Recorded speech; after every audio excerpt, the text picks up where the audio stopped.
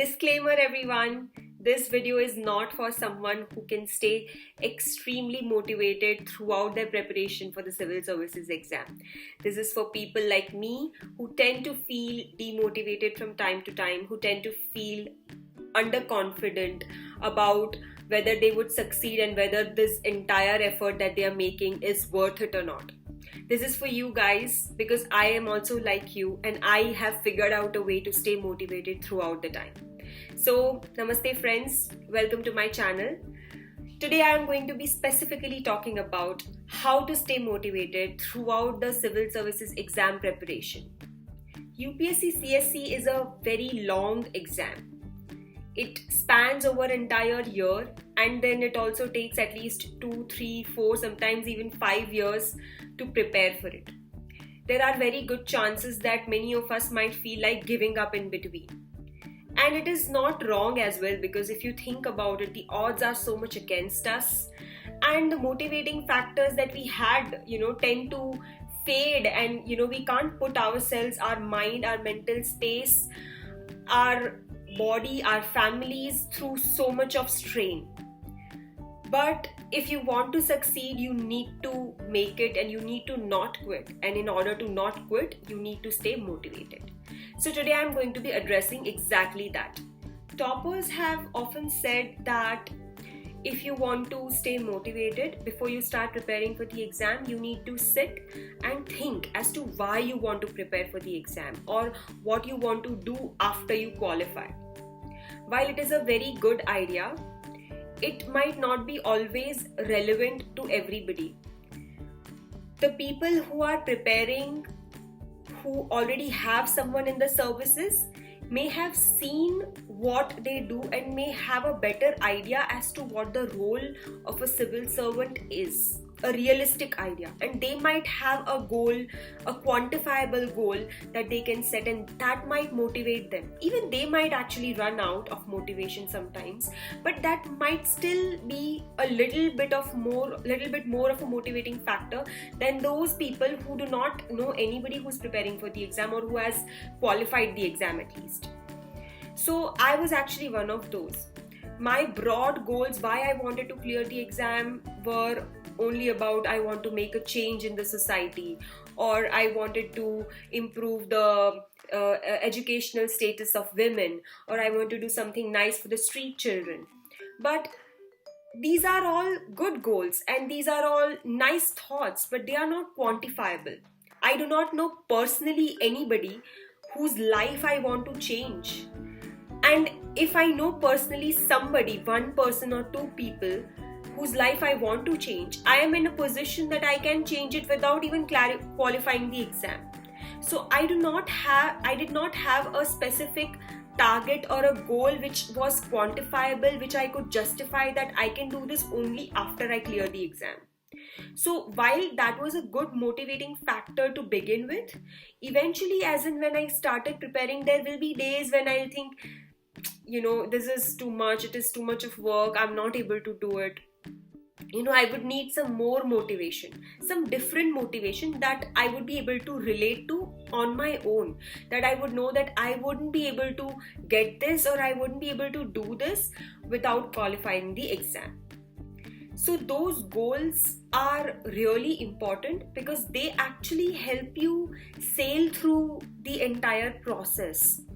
Now my broad goals are still the same, that I want to make a difference in the society. I want to represent our country on international platforms. Those are still my dreams. But now I also think that I do have certain very specific, very niche goals. And it actually evolves from time to time. It changes. It's never same. So I decided to find out those motivations for me, those small quantifiable motivations for me. While my bigger goal was still making a difference, but since I couldn't quantify, I wanted to find something small, something that would effectively work right now. So I started looking for it. I tried various things. One of the things that worked for me was finding out that there's Bharat Darshan after we qualify the exam, on behalf of the academy. the Lal Bahadur Shastri Academy. And I was very excited for that specifically because I really enjoy traveling a lot, and I found out that in that Bharat Darshan you are able to go to places, such remote places of the country where nobody else, where the citizens, the civilians at least, do not get access to. So that was one of my motivating factors, which was very quantifiable, and I knew that if I do not qualify for this exam, I will not be able to be part of that trip. Second motivating factor for me was that after I qualify for the exams and I join the service, if in between I want to take a year off to study, the government encourages it, and it is not seen as a step back from my career on my resume, whereas that is not so in private sector. So these things were really motivating. I actually felt very strongly that if I don't do this, I don't know how I'll be able to lead the kind of life that I want to lead. I mean, I know that that's not true, but at one point I believed it so strongly that it kept me motivated for a long time. And then eventually again that goes off, I understand, and you again have to find it.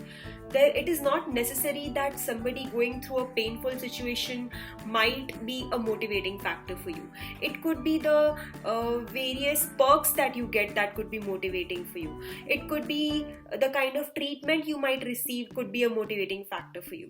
Eventually you can have a broad goal, but till you start preparing, till you are a year or two down in your preparation, where you are well aware of what is the role of a civil servant and what are the kind of things that they can do, and then when you say that yes, I want to improve the lives of women, or I want to improve the lives of street, when you say that 2 years down your preparation, you will have a much clearer idea as to how you will go about it to achieve those goals, or to achieve those motivating factors that you started your preparation for in the first place.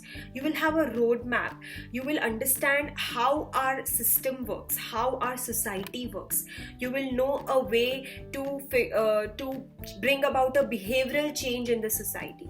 And when you have all of those things, your motivation then will keep on rising. Then you will not feel the need to get even more motivated.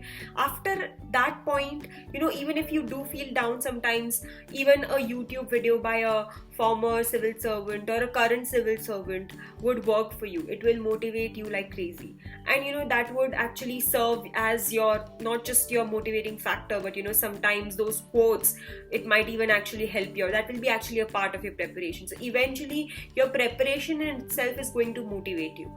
But for now, to be able to relate to that, you need to find those small goals, those small quantifiable goals that would motivate specifically you within your understanding. Even if you do not know a thing, you would know this much. You would know, you can see the life of a civil servant and you can feel motivated about that.